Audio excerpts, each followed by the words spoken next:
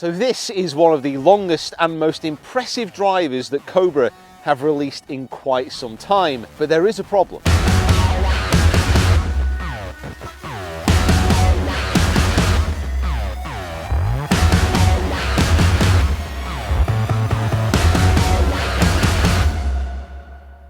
The AEROJET driver from Cobra comes in 3 models. There is the standard version, the low spin version, and the max, which also has a draw bias. And straight off the bat, I have to say, I really like the way that this looks behind the ball.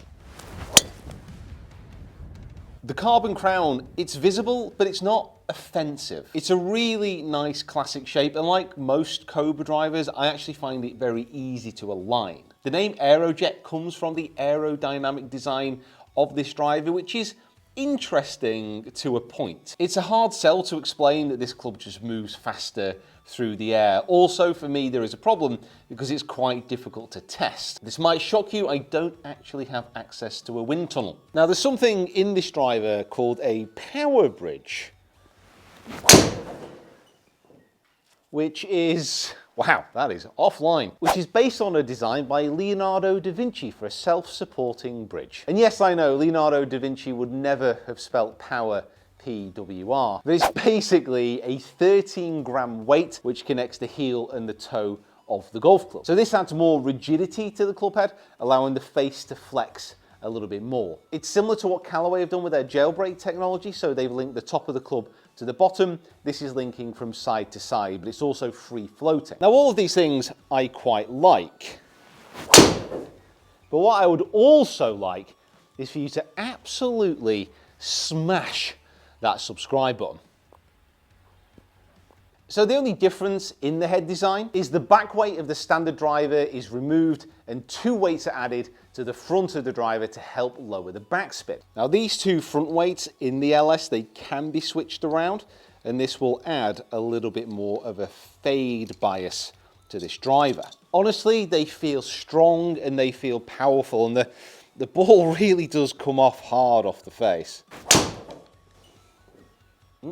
And that face is different, so there's no CNC milling, there's no infinity face, which has been on previous models, and that's a shame, actually. I thought that made Cobra drivers really stand out. It gave them something a little bit different. With all of this being said, there is a big but, and I cannot lie. I've been hitting these drivers for a few weeks now, and I'm really struggling to split them. Oh, not struggling to split the fairway, though. So ball speed, carry distance, total distance, launch angle, everything's pretty much identical. I can't really see the point in getting the LS version of this driver when the standard AEROJET is already so low spinning. The LS is slightly smaller than the standard version of the AEROJET by 3 cubic centimeters, and the face height is also slightly shorter by 1 millimeter. But the standard in the LS over the last few weeks, what they've really proven is hard to hit. There's so many drivers coming out at the moment, but I would compare this to what I would call the big 3. So we've got TaylorMade, we've got Callaway, and we've got Ping, drivers all coming out about the same time. And this is one of the longest out of those drivers. But also for me, I just found it so hard to strike consistently.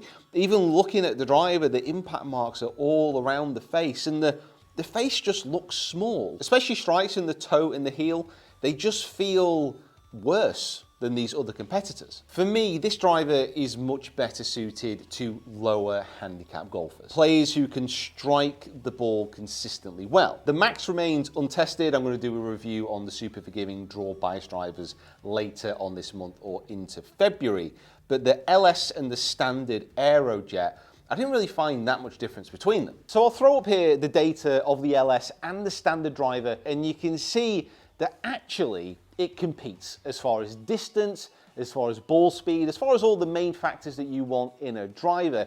It really is very good. It really is right up there with the other drivers. However, it is an absolute wild stallion. And to be honest, I'm not entirely sure how many golfers would be able to tame it. Was that a tree? Yeah. Also, something that Cobra have done in the past, which has really helped, is they've been able to undercut their competition on price. And you can see here that they have slightly moving into this new release. They have made it a little bit cheaper than some of the other major brands. Obviously, that's good news. I would have liked to see it a little bit cheaper than that. But as always, it is most important what you guys think. So get down into those comments below. Let us know what you think of the AEROJET driver. And also, we have been doing so many reviews in this tech month. So if you want to check out the playlist and you want to check out more videos, make sure that you click the link here. How about the Paradigm driver as well? That's a pretty good comparison.